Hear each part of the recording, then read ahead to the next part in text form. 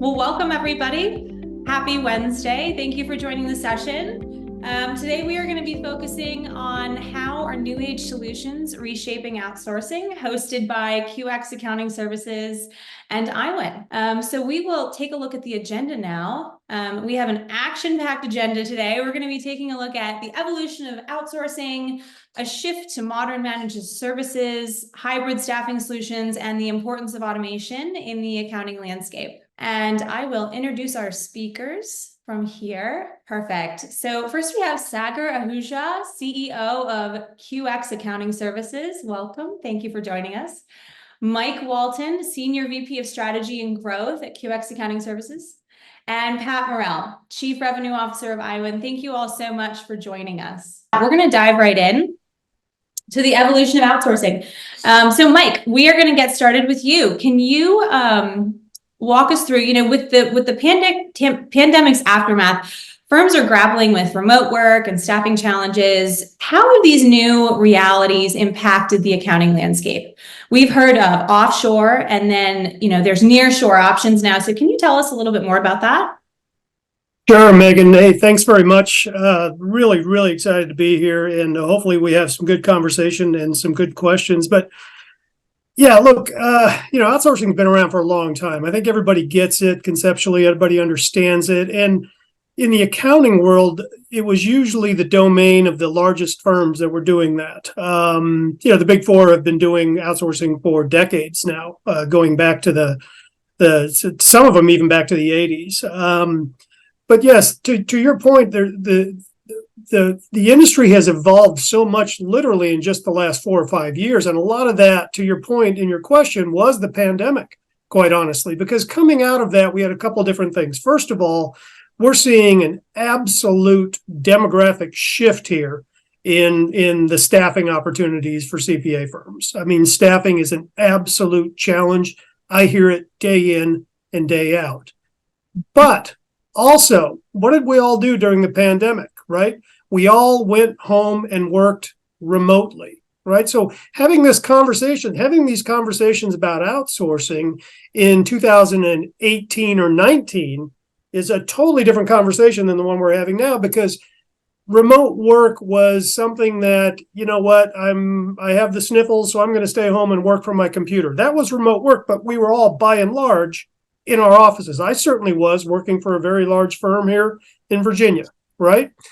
So remote work, that concept was actually kind of frowned upon. Well, because of the pandemic, not only is remote work thriving, but it's very, very accepted right now. And importantly, from an outsourcing evolution perspective, the heavy lifting from an IT perspective has been done. How many of you out there in 2017 were on a call like this? It was very rare when it did happen, correct? Now it's the norm, right? So the firms already have cloud-based, we have Zoom, we have Teams, we have WebEx, we have these IT resources available to us that make remote working much more palatable. So that's really one of the big realities here, is the remote working concept is much more accepted. There's a lot of firms that, hey, okay, I have somebody working for me that is across town, or I have somebody working for me that's across the state or across the country. And we accept that now. And we also accept that as part of the staffing challenges out there. That's where the outsourcing piece comes in, because along with these changes, there is just an absolute crunch when it comes to staffing right now. All right. And we can call it the Great Resignation. We can call it burnout. I mean, there's been a lot of things attributed to this. I literally just a little while ago posted on LinkedIn an article that talks about 75% of CPAs, current CPAs, 75% will be gone in the next 15 years. Okay. That's over 15 years. So some of them are going to be now, next year, the year after. But we're going to be continuing to see this decrease over these 15 years. Another thing that's, I think, really, really, this number actually shocked me, to be quite honest with you. First of all, there's an alarming number of people leaving public accounting right now. The last number I saw, I think there was a famous LinkedIn post, 300,000 people have left public accounting in the last 2 years. Another number I just saw that I thought was really astounding, and it really speaks to the needs out there for CPAs. 82% of the people leaving public accounting have 6 years or more experience.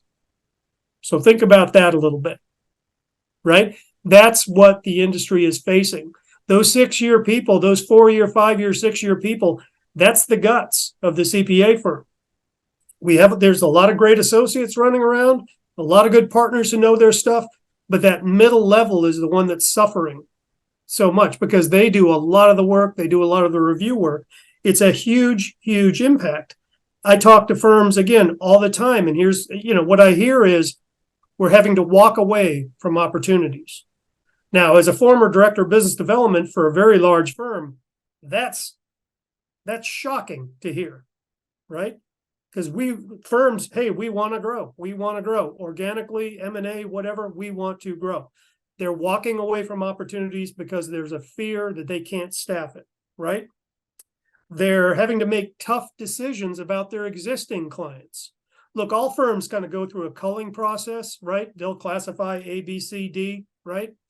But now decisions about some of those higher level clients that a few years ago they never would have had to think about, right? So those are big, big opportunities. And the other thing is they're pushing out opportunities. So let's say they have a client that says, hey, we need this, we want this, we need this service. And what firms are having to do now because of these capacity issues are they're having to say, look, we can do this, but we can do it in 3 months or 5 months or 6 months. So they're pushing opportunities down the road. Well, that doesn't really equate into a real good growth strategy either, does it? Because what happens? Those clients are either going to say, we can't wait anymore, and we're going to go to somebody else, right?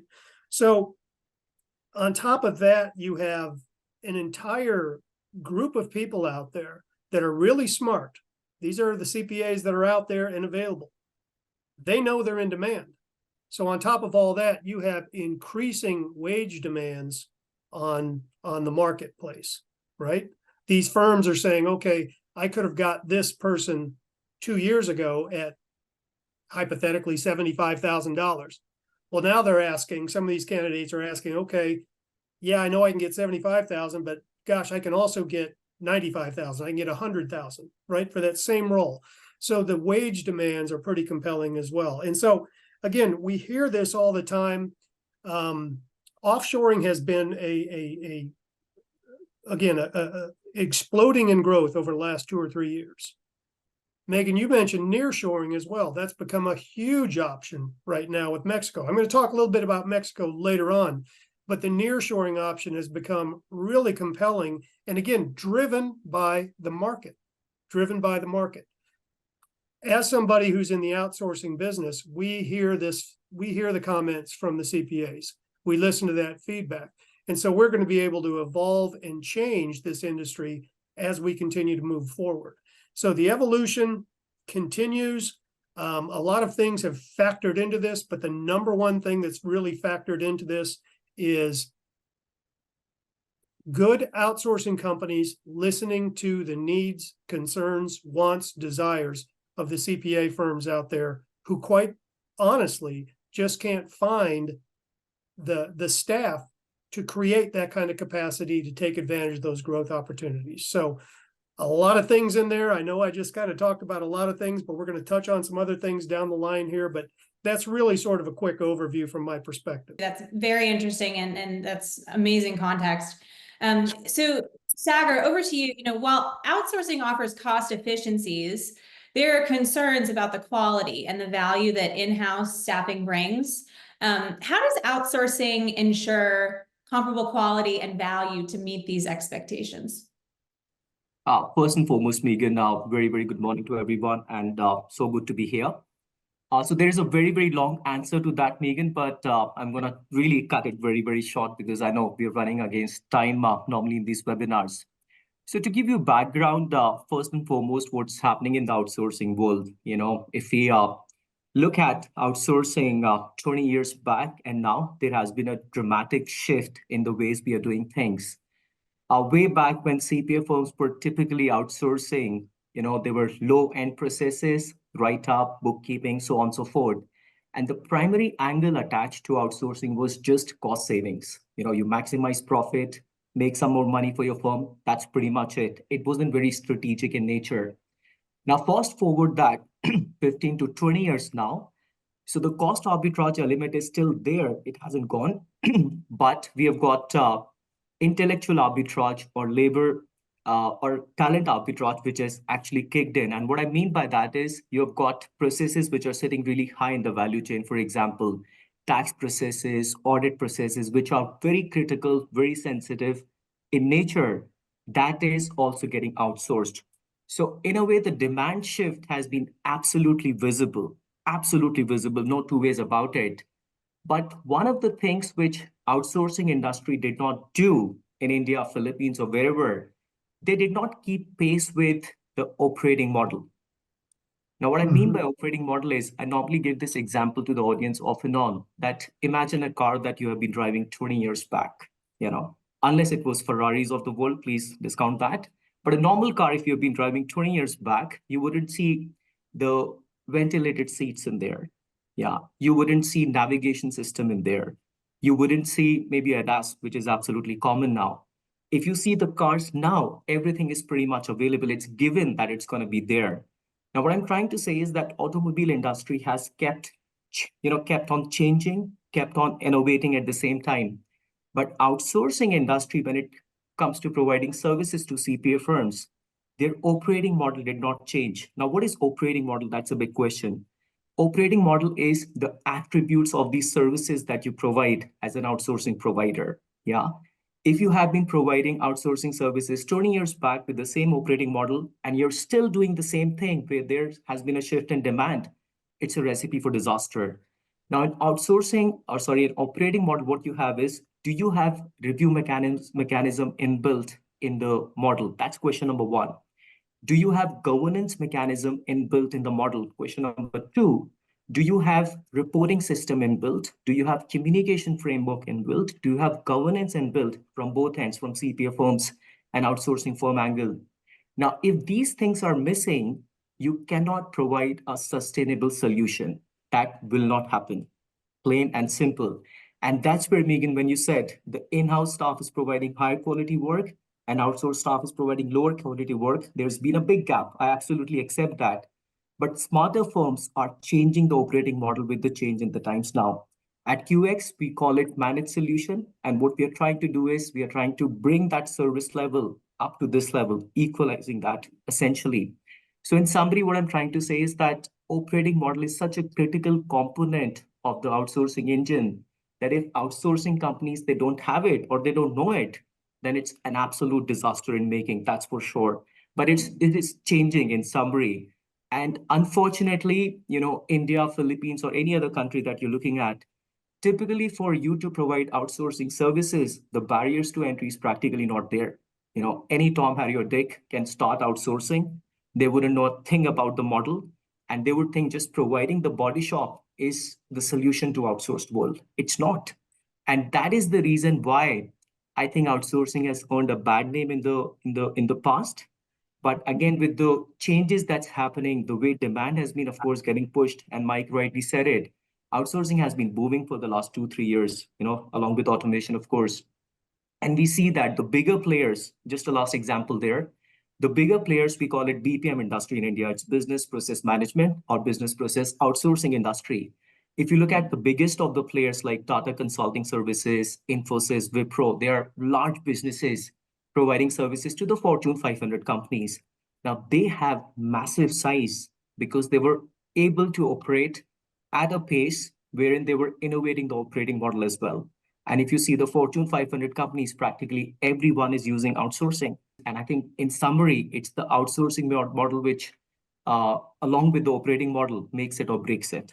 So it's changing now in summary. So we will see the service levels going up. So just let's dive in a little deeper. And Pat, I'd love to hear from you as well. what are some of the triggers that initiated this move towards managed services or a change in outsourcing? I mean, guys, my view, taking kind of the world through the lens of a technologist, and most folks here probably, if you know Iwan, you know my background. I'm not coming from a CPA view. I'm coming from a how can technology and automation solve human problems view. So I look at it through the same lens. I think I interpret most things, and this is one of the beautiful things about humans. We're predictable in this sense. We run away from pain and we run toward pleasure, and something that is consistently painful. And Mike, you spoke to this beautifully, that's unfortunately driving some folks out of our profession, is this stat that I kind of hold in my brain as formative and instructive around what we focus on at Iwan. 55% of a CPA's time is not spent on client service work. That's current state today. So what makes up that 55%? It's all the stuff that people complain about, rightly so, around the water cooler. It's the 3 days every month spent on billing. It's the paperwork. It's the administrative. It's chasing clients for data. How many phone calls do we have to make to do that? It's all the stuff that gets in the way of what we all want, which is operating at the highest and best use of our skill set. It's all the stuff that gets in the way of that creative kind of leverage. So I share all that to say what I think has triggered kind of this idea of managed services outsourcing certain work, basically looking for leveraging complements. What are the trusted resources I can deploy that as a professional free up my time? It's not that I'm dismissive of the import of those things I outsource. They still got to get done the right way. I still got to trust that the quality is high. But what I need is to get higher leverage of my skill set and kind of pursue the compounding benefits of what we know to be the greatest asset in the space, which is kind of the Q rating of these firms. The trust annuity that firms have is crucial. And the more bandwidth that our professionals can have to kind of flex that and deliver client service, the better. So I think what's triggered this idea of, well, what can we outsource? What can we hand off to an expert in managed services? Everybody's trying to operate through this lens of what's the highest and best use of my skill set.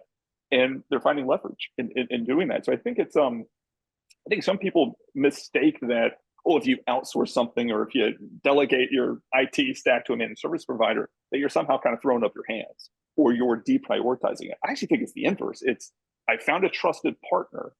I can entrust them with this mission critical function, but it's just not the mission critical function that I, given my skill set and brain power, should use. And then you create these kind of synergies, these complements across. If you think of just anything like an assembly line, like let's all have rotators and things kind of working in synergy together. So that's maybe more of a philosophical view, but it's, hey, let's run away from pain. Let's run towards kind of pleasure. And that's highest and best use. That's my view. No, that's great. That's work smarter, not harder, right? The epitome of efficiency. That makes total sense. What I just spent 5 minutes saying, Megan just said in 30 seconds, much wiser than I did. Yeah. I think to follow up very quickly on Pat, it's the, whether they're running away from pain towards pleasure. I mean, that's a great way to think about it. But, as outsourcing and technology have continued to evolve, these firms are evolving as well. To Sagar's point, there's probably been a lot of firms that have had that body shop approach, right? And for the longest time, they thought, okay, that's all there is, right? And so we finally got to this level where not only outsourcing companies like QX, but firms themselves says, you know what, there's got to be more. Pat, to your point about the amount of time these professionals spend actually on client service, right? I talk to a lot of firms, and one of the things they're really concerned about from an outsourcing perspective is quality, that review function.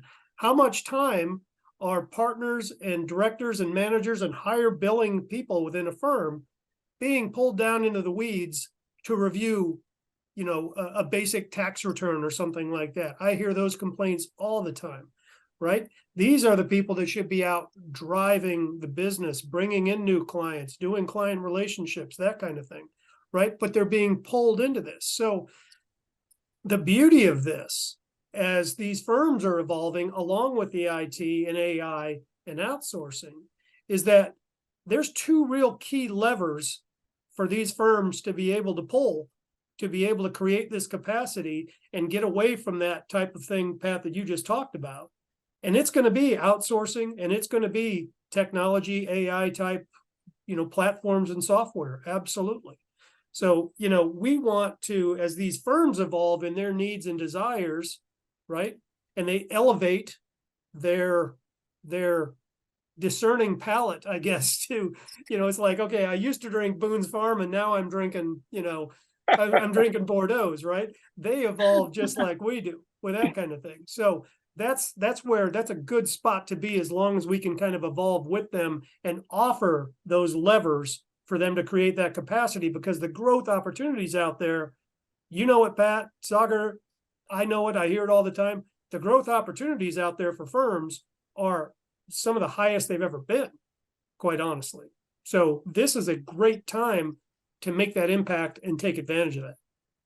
And Mike, yeah. Oh, go ahead, Sagar. Sorry. Carry on, Pat. Yeah.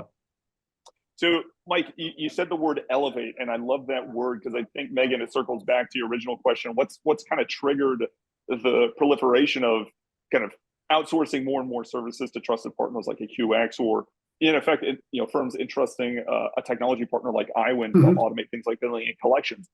And it's the elevation and the increasing trustworthiness and the expertise of those outsourced assets. I mean, just the technology gets better. Obviously, you guys have expertise within your outsourcing group. So I think that basically the market has risen in quality to meet the demands of the CPA firms themselves. I think that's a key.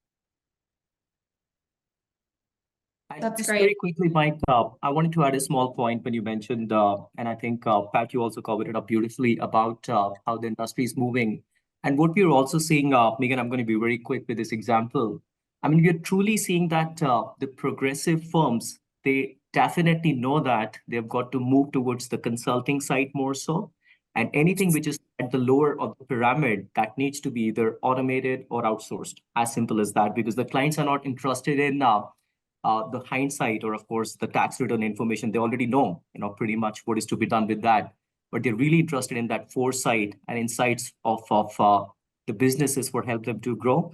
And we are seeing that with the big ones, why they were so successful, Big Four and other companies who are of that size, because their consulting arm is pretty big. They do a great job there. Whereas the mid-tier plus the lower firms are still catching up in that particular segment.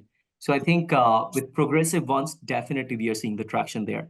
Anyway, back to you, Megan. We've spent too much of time there, I know. I actually have a question that I want to just address now. I think Mike and Sagar, this is probably more for you. So the question is, please discuss the real life model about time to find, train, and tweak the work / performance of out and near sourcing. And then any kind of information or insights you can give on turnover issues or retraining would be great. Okay. So we're talking just kind of some real life opportunities of how it works, maybe a day in the life type. Okay. So yeah, I mean, it's a process.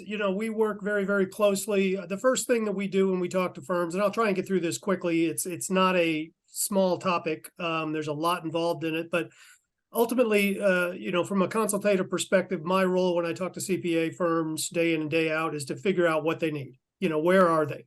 Where are they right now? And also, where do they want to be, right? So we talk a little bit about not only the tactical, how are things right now, but also the strategy. Work very closely to understand what those needs are, understand what the role is that they're looking for, work very closely to get job descriptions, get understanding of what the desired competencies are, right? Then we're able to work with our operations team. And this is how it works with QX. Other providers might work a little bit differently. But we go through a pretty arduous process to map out that resource, that candidate, whether that's in Mexico or whether that's in India, to match that job description, right? So from there, we generally will get CVs, things like that, get that in front of the CPAs, just like you'd be, as a matter of fact, it's very similar to hiring your own people. We just kind of work with you. We're sort of the conduit for that. Take a look at those CVs, those resumes, do interviews, test out that system. Then what we do is, and I think this is really interesting, is that QX will work in tandem with the CPA firm on the onboarding. So that includes training, that includes what it's like to, let's say, to understand the ABC accounting firm way of doing things, right? to understand what a day looks like. What are their processes? What are their IT concerns? What are their security concerns? And then we work with them from an onboarding perspective to get that person ramped up. Again, it's very similar to if you guys, a firm out there was going out and just hiring somebody in town, right? Just a US based hire. It's very, very similar. But they're working with QX to make sure that person is onboarded correctly. That includes training. That includes ongoing training. Then again, we want that person to be part of that CPA firm's team. So be involved in their ongoing training and things like that as well. So it's simple but complicated is kind of a way to say it. It's a simple process because we all know and understand hiring and training and those types of things. But we work with our firms to make sure that everybody is on the same page from an expectation perspective, a communication perspective. So when the rubber meets the proverbial road there on day one, when we go live with that resource, everything is smooth. Everybody understands what their roles are. Everybody understands what the processes are. I do want to address the question about the turnover. Okay. Everybody has it. Everybody on this call has had people, leave their company at one point or time. It's part of life. Yeah. Outsourcing is just like any other company. But in our case, QX, we generally keep that turnover ratio very, very low. We're one of the most popular employers in the outsourcing industry in India and one of the top 5 providers in India. We're we work very hard. You can see on Sagar's background there, we're certified as a great place to work. We pay well, we train well, we really involve our people. And plus the other thing is our resources are very involved with their CPA firms. They feel like they're part of the team.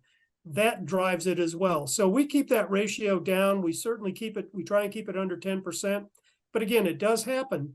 However, I will say part of that managed solution that Sagar was talking about is if somebody were to leave, let's say you are working with QX and someone was to leave QX, your person, right?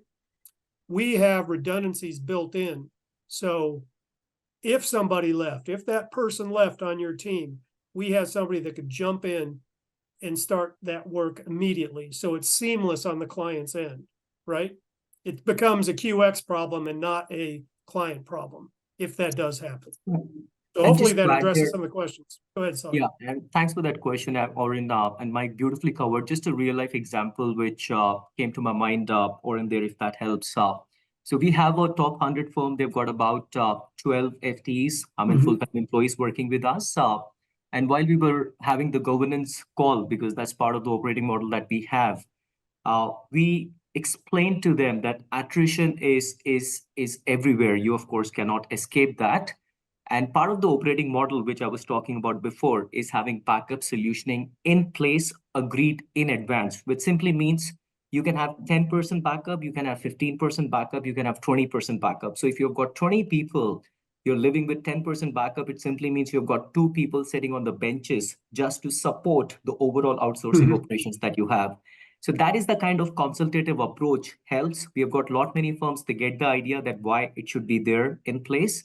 And it works much, much better because firms, they do appreciate that there will be some attrition as you go along. And with the right operating model, you should be able to sort of have those shock absorbers in place. In summary, that's point number 1. And point number 2 really is, you talked about how to tweak the performance of the outsource FT, et cetera, et cetera.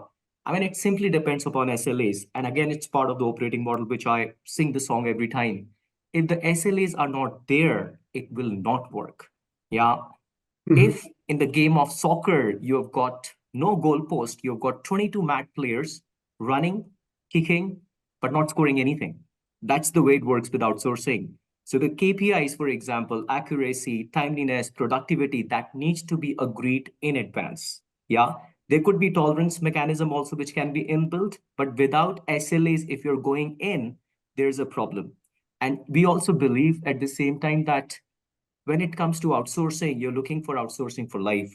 So the solution provider has to give you the solutions, If the FTE leaves, the backup should kick in.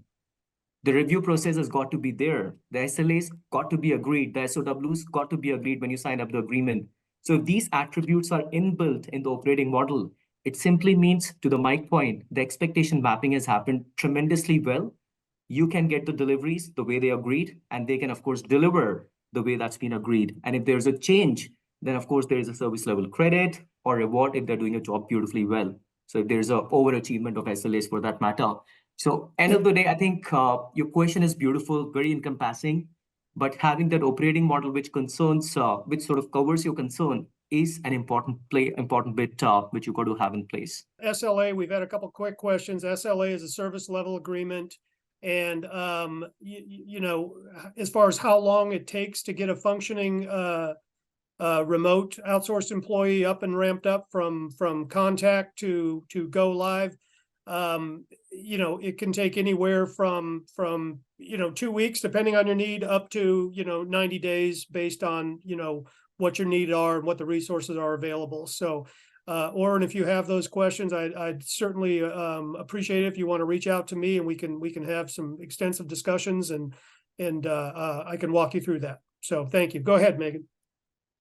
Amazing. No, that's amazing information. So Pat, over to you. I mean, I think we all know the best things in life come in pairs, right? And there's no silver bullet. So I'd love to kind of talk through, what role tools, processes, specifically automation plays in this to kind of support what Sagar and Mike are discussing. So I think that the operative things we think about from a technology standpoint, human experience and trust, and the two are intertwined. And let me be specific. So human experience, we hear a lot in the CPA profession about client experience. Firms are looking to compete around, what are the warm fuzzies or just the high quality service you deliver to clients. But I think a key kind of acknowledgement before you dive into automation is acknowledging that the experience of your partners, your staff, the executives at your firm, that's as important as the client experience.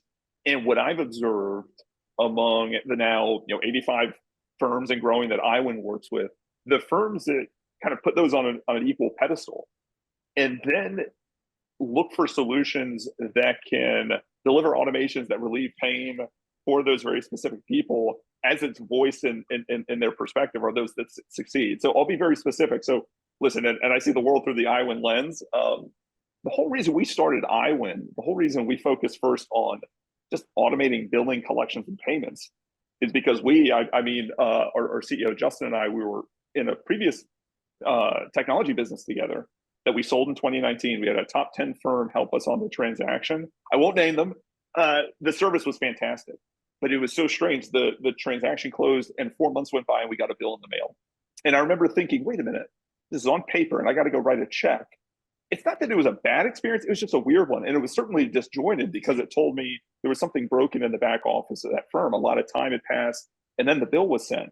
That spoke to a kind of an unhealthy dynamic in that back office. So as we were picking apart, as we were starting IWIN, trying to understand that, what we learned is kind of these administrative processes were often kicked down the road because they were unpleasant. CPAs, professionals in our space, they want to do the client service work. The administrative stuff is appropriately kind of a lower priority because they're focused on the client service. But what suffers is the client experience. And unfortunately, what it means is firms have learned to live with what is an unpleasant life at work experience. And now it's changing. And this is intertwined perfectly with some of the brain drain issues, Mike, that you spoke to earlier. You've got some newer professionals in the space, people who are digital natives who are expecting best-in-class tools. They live on their smartphones and they're expecting the work technologies to mirror the progressiveness and the modernism of those tech. Those aren't there. And the inverse is playing out as well. Firms that are investing in technology, that are investing in what I'd call kind of operational, not necessarily headline grabbing kind of consumer tech, but the kind of operational tech that relieves day-to-day pain, frees people up to, again, focus on highest and best use of their skill set. Those are the firms that are delivering wins. Now, listen, I can give you specific examples about IWIN Solutions and other vendors. I don't want this to be a commercial for tech. If you're interested, email me and I'll send you a list of what IWIN can do. And there's some other fantastic vendors in the space. But I think what I'd counsel you, whether you work with IWIN or not, or others, challenge your technology partners to explain to you how it is they've engineered automation to solve real human vocalized problems that are unique to the CPA space. And I think you're going to see very clearly if they're basically just a hammer looking for a nail, frankly, they're not really a fit for you, or if they're kind of born in the CPA space, they know how your firms operate, they know what pains your people have, and they built purposeful technology around, whether it's tax workflow or audit automation, or in our case, AR and engagement letter automation. It's a very good and I think powerful screen to ask people, well, how are you thinking about relieving pain for my people within the CPA firm? It's a fantastic way to, frankly, screen your potential vendors. Awesome. Thanks, Pat. So let's dive a little bit further into addressing firm challenges and then, therefore client experience. But Mike, with the workforce facing significant changes, how has remote work and the decline in skilled graduates, like you'd mentioned previously, affected the dynamics of accounting firms? Yeah, that's a really good question. Certainly capacity, as we've talked about. I mean, that's the big driver. So, I mean, it's a growth industry, and that should be a valuable part of the firm experience, right? Is growth. Doing a good job with clients and getting new clients. This lack of capacity is really putting a drain on these firms, and other things that are. We're seeing a lot of burnout. I threw out that number earlier. A lot of these people that are leaving are experienced 4, 5, 6 years or more experience. That's putting a significant drain on firm resources. It's adding to stress during busy times.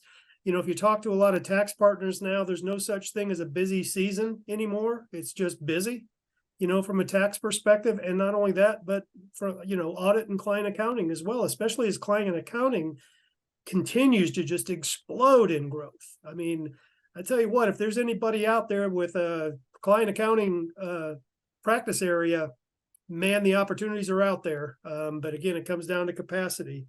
Another thing we're seeing, and there's some really good feedback, and I think there was an AICPA study that was talking about a significant decrease in quality, especially as it relates to audits. Those are big things. Those are huge things. Stress, burnout is big. Longer training times, we're hearing that as well. And it's not anything that I think anybody is proud of, but I've talked to a couple firms where they're at a desperation point to where they're putting warm bodies in seats. I mean, think about that as a strategy. Is that a successful long-term employment strategy, right? Just to get people in seats. So, but I think you look at that and, yes, these are all challenges, but there's solutions out there. And some of the numbers, as I said, are not all that great. I mean, look at Mexico, for example. So nearshoring is certainly something that's created a lot of excitement. And we talked to a lot of firms that are very, very interested in that for all the reasons, obviously the location, the time zone, but the cultural affinities, the business culture is the same, largest trading partners, we're familiar with Mexico, and it's right there. Whereas, I'll be honest with you, even though Sagar, as we speak today, is sitting in India, India seems like it's a long ways away, right? And it seems very exotic, whereas Mexico is, okay, we all know Mexico. So I'm being a little flippant about that, but there's some truth to that. However, though, when you look at these numbers that I've talked about in the US, and then you look at the growth of the industry in Mexico, for example. So US is what, 2.5 times larger than Mexico from a population perspective, maybe even more. I think it's at least 2. So Mexico last year had 466,000 CPAs, okay, accountants. The US at the exact same time had 665. So you have a population double what Mexico is, and you have 200,000 more CPAs, right? So it continues to grow year in and year out in Mexico as well. So there is a decline in the graduates. There's an absolute decline. We talked earlier about the number of people leaving the industry, right? All of that equals a pretty significant time bomb going on that, quite honestly, and I've talked to a lot of people about this, and I think we agree, It's generational, meaning this is not going to be fixed anytime soon. HR people at these firms are doing a lot of really exciting, innovative things. Firms are innovating to employ these, to get people, to retain these people. I'm going to tell you a little secret here as well from outsourcing. It's a little bit counterintuitive.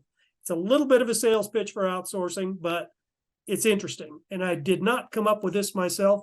This is 100% feedback from the partners and firm leaders that I talk to. Outsourcing, and it'll make sense once I say it, is one of the best employee retention strategies you're going to have. I think we all understand why, right? It spreads out the work. It leverages down. It lets some of those employees that you do want to keep develop, get out there, do some exciting work, right? So these staffing challenges, these declines in the graduates coming out of colleges, coupled with all this other stuff, it's presenting problems, but it's presenting an absolute opportunity as well when you take into account the growth opportunities out there in the market. Sagar, I mean, you can probably, I talked a little bit about Mexico and the growth there, but you're much more of an expert about kind of the India pool of talent. I'll let you sort of touch base there since your boots on the ground.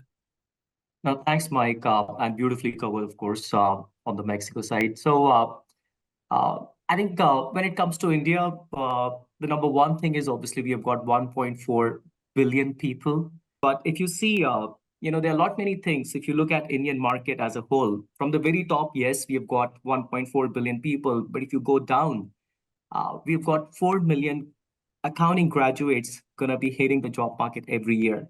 We are looking at a talent supply which is getting absolutely dried out. And I agree with you, Mike, that nothing can be done, at least for the next 7, 8, 9 years.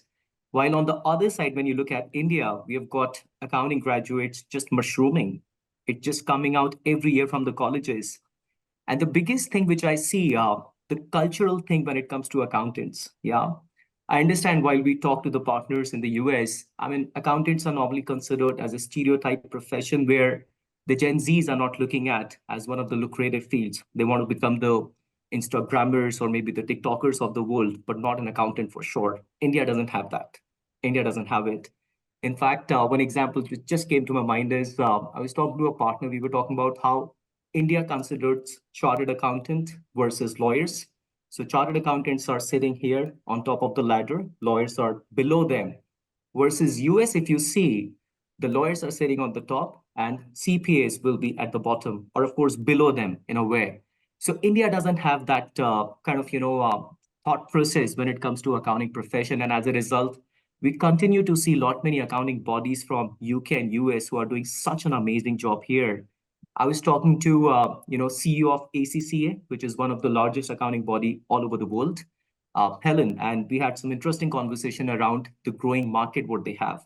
India is, of course, number one, followed by Vietnam. And she, of course, confirmed that in UK, in US, there has been a large dip in the accounting graduates. For them, India and, of course, Vietnam is the growing market. So essentially, point which I'm trying to make here is the ecosystem at a very larger scale that's there in India. Apart from that, CPA qualification or enrolled agent qualification is just mushrooming because of the demand in the industry that we have from the US and, of course, from the UK to some extent. So all of these things put together, Mike, I believe that the ecosystem is right there. And with the outburst of the demand and the supply, which is obviously absolutely infinite in a way, we do not see a problem at all in the coming future. And the prediction is that, and again, it's not I'm trying to pitch out India because it is the way it is. The way China has been the manufacturing capital of the world for longest of the time, India potentially can be the human capital of the world in the future, 20 years down the line. Because if you see the average age of working population in India, it's about 27, 28. That's it. Yeah. And the developed world, 40, 45. In fact, Japan is touching about 50-ish. So in the next 10 years, they would have so many people getting retired. So in summary, I think the ecosystem is there for foreseeable future as we see. Hope it made sense. Back to you, Megan. Absolutely. Yeah, great. Thank you. While we do that, let's just touch on security for a minute. That's a very front of mind topic. So Mike, if you could kind of walk us through are firms concerned about data security and if their clients will be comfortable with an outsourcing model? And Pat, feel free to chime in as well. I know this is very front of mind for IWIN. Yeah, and Pat, please do. I'll give you the non-technical answer that that I have conversations day in and day out. And Megan, absolutely, there's a great deal of concern about security, and rightly so. I mean, this is a lot of data out there. It's a lot of private data, a lot of sensitive data. So those are conversations that we have every day. And I think if you're engaging on a discussion with an outsourcing company, whether it be QX or anybody, do the due diligence, do your research, vet, ask questions, get proof, do they have SOC, have they gone through the SOC certification, the SOC audit process, ISO, ISO, 9001 for quality, ISO 2707 for data security. Is your outsourcing company continually re-auditing, not only externally, but internally? What's it look like on a day-to-day basis? How is someone sitting in Guadalajara, Mexico, or Ahmedabad, India, how are they going to access our work? And what security's around that? What are the little things like we're going to disable the jump drives, the UBS ports, those types of things. Little things like that are absolutely crucial. And we have those types of conversations day in and day out. And look, from an outsourcing perspective, in QX's case, it's what we do day in and day out. 850 clients in Europe and US. We better be good at it, right? And so demand that of whatever outsourcing person you're talking to. Pat, I'd love to get your kind of more of a tech perspective on this, because there's a lot of things that goes into it. But at the end of the day, the data security of our clients and their end clients is absolutely paramount. Mike, you nailed it. I mean, honestly, you mentioned SOC, which is, listen, folks who are joining us today, some of you are IWIN customers, some of you not. Whether you ever work with IWIN or not, please make sure your technology partner in particular has that SOC 2 Type 2 audit in place. It is a massively important security blanket and protection for you and your clients. I talked a lot today about human experiences. What's the at-work experience we cultivate for our people with technologies, with outsourcing? What's the interaction points we cultivate for our clients as they work with the firm? Does it feel progressive? Does it feel modern? That all can only happen on the backbone of very robust, powerful, secure technology. The reality is this: you look at a company like IWIN, we are integrated directly with systems like practice management systems. Some of these, Thomson Reuters Practice CS, CCH Access, Star, Practice Engine, Delta. Some firms have 20, 30 years of data here. And it is imperative that when you introduce kind of a partner like an IWIN, that partner has done the requisite years worth of work as we have to have that SOC 2 in place perennially. I'd very much encourage that when you're able to check that box, it gives such a robust confidence to your people around adoption of tech. It allows you to give confidence to your clients as well. Because listen, what we've talked about, this is all really exciting stuff. Outsourcing in the right degrees, automating in the right degrees, it frees up your people, which is the marquee thing everyone's concerned about, given the capacity issues that Mike so wisely talked about. But it all falls apart if the trust isn't there. And the security component, not just that it's there, but it's openly talked about, presented to you, done proactively to reassure, it's paramount for firms that are thinking long-term around kind of scale and growth. So yeah, Megan, you're right. This is a passion point for us at IWIN, given kind of our technical backgrounds, coming to this profession from other highly secure environments like fintech and healthcare. It's just as important in the CPA space to not just check this box, but scrutinize it. And Pat, if I could just very quickly add from the outsourcing perspective, you beautifully covered it up, of course. Just two things there, guys. When you're looking at ISO 27001 or SOC compliance with outsourcing companies, it's important that you look at the source of the certification, just not the paper certificate, because if the source is not valid enough or reputed enough, then it's just a paper certificate. In reality, there's nothing which is actually there. That's number one. Number two is, again, for outsourcing, there's something that we call people risk. You have network risk, security risk, and so many other things which Mike and Pat have covered up. But on the people side, because the laws in the country like US or UK or India, they're quite different when it comes to data protection. It's important that you cover up the people risk. The question is whether the background has been verified of a particular person or team who is going to be working for you, whether the criminal conviction or address proof or ID proof, etc., has been, of course, checked through. Because see, we can have whatever security system in the world, but if the people working are not reliable enough, there's a problem there. Yeah, so these are the two bits which I think is supremely important when it comes to choosing an outsourcing provider, rather than, it's not burning the hand and basically going out of the business if that's not taken care of properly. Yeah. So we can back to you. Amazing. Yeah. So just for the sake of time, we're going to keep moving. So Pat, we're going to move over to you. And this is a large question that I hope you can boil down into 4 or 5 minutes. How has automation reshaped the modern accounting world? What advantages does it offer? How is it a perfect partnership to outsourcing? How does it help streamline and elevate the client experience? It's a fantastic question. I will try to stay to the 4 to 5 minutes. I think it's allowed us to redefine what artistry and value creation is.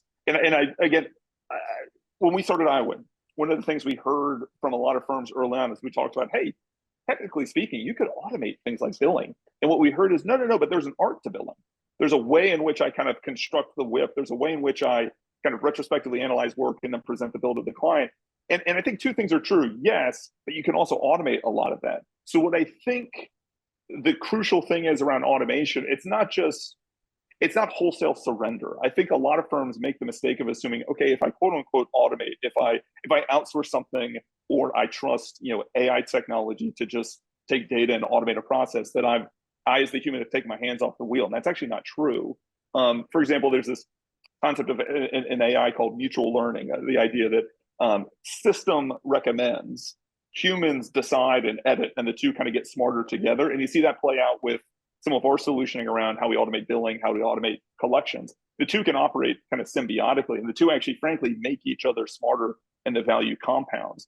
And what that means is I don't have to spend 2 days out of every month doing things like billing and collections. I can now redeploy that time. Maybe I want to call 20 clients and just ask them how's business, because I didn't have the bandwidth to do that. Maybe I just want to get home early one day, or maybe I want to convert that into billable professional work. So I think it's so like what's changed, what's evolved. It's the ability for technologies to both automate but then learn and kind of complement and collaborate. And listen, we're all humans, and we're trying to keep up with the pace of technology. What I've observed with firms is they've invested in allowing their people to try new things, to self-educate. They facilitated education so people can kind of frankly evolve to understand the synergy with that tech. And that leads to adoption, leads to trust, leads to, geez, I got this bandwidth now. What can I do with it? And I think that can only yield value. So yeah, humans and technology getting smarter together, I think, is the key to it. And I did say within 5 minutes, so I'll stop there. Beautiful. Thank you, Pat. Well, we have about 4 minutes left. So I'd love to just go through each one of you, Mike, Sagar, Pat, and just if you have any closing notes or final thoughts, please do share. Mike, we can start with you. Oh, gosh. Okay. Well, yeah, of course, that always comes down to how much time do we have, but let me give you 30 seconds. Look, I think we're talking a little bit about evolution, and I know that there's firms out there that might have had experiences with outsourcing that maybe didn't work out all that well. And again, as we continue to evolve and firms continue to demand more of their outsourcing, my contention is there are companies out there that can execute beautifully and literally seriously delight the CPA firms. So if you've been down that road, or maybe you're considering outsourcing, you need it, but you just need a little bit more information, or maybe there's some partners that you have that are a little bit stubborn about it or look, start the conversations, educate yourself. We talked a lot about automation, technology, security, outsourcing today. Educate yourself, but at the end of the day, understand, get an idea of what your needs are and how that equates to the growth opportunities in your market. Okay. And if there's a match, then let's absolutely have some discussions. Awesome. Sagar, over to you. Yeah, a quick one there, Megan. Thanks for that. So I think my closing remark would be we understand that the way of life in the future is going to be having right automation tools, of course, in place and looking at outsourcing, because both of these components are absolutely crucial for the variety of reasons that we have discussed. And when it comes to outsourcing, I think it's, again, very important, repeating that back again, that look at the operating model. Just do not believe in a flashy website or just the body shop solutioning. It doesn't work. It doesn't work. It doesn't work. What works is the solution. It has to be robust enough. And I say that again, that if you're looking for outsourcing for life, in summary, look at the right operating model. That's an absolute important bit there. So over to you, Pat. Listen, it's the end of the year, and most firms that we're talking to are making strategic planning decisions for 2024. So I think the timing of this discussion is perfect, both on the outsourcing and then from our view on the technology procurement side.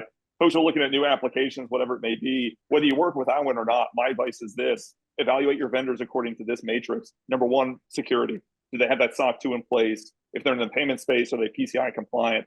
Got to make sure you check those boxes. Number two, what's the ROI timeframe, or really what's the payback timeframe? In the case of Iwan, we're paying for ourselves within a couple of months. You want to invest in applications that are going to show a net return. And I say that because, listen, we're all in the accounting space, and I've talked to dozens of firms, and we work with dozens of firms. The best kind of software pays for itself quickly. Peer testimonial. What's interesting is the CPA space is attracting a lot of new technology entrants, which is fantastic because it's kind of raising the bar. It's forcing some good competition. But what firms need to be wary of is, what are those solutions that are vetted, proven, affirmed by whether it's peers in their alliance groups, peers in their market. Talk to your peer firms, validate your vendors as well. So if you're kind of evaluating partners through those lenses, I think you'll make some smart decisions going into 2024. Perfect. Well, with that, we are going to bring everything to a close. Mike, Sagar, Pat, thank you so much for joining us, and everybody have a great rest of your Wednesday. Thank you. Thanks, everybody. Thank you, everybody, for coming in. Thanks a lot. Bye-bye.